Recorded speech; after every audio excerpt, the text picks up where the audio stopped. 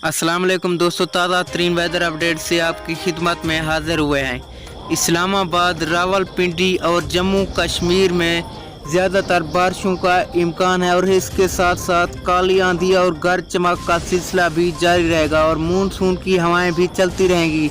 गर्मी का जोर टूट गया, अब मौसम जो है सर्दी की जानिब बढ़ रहा है।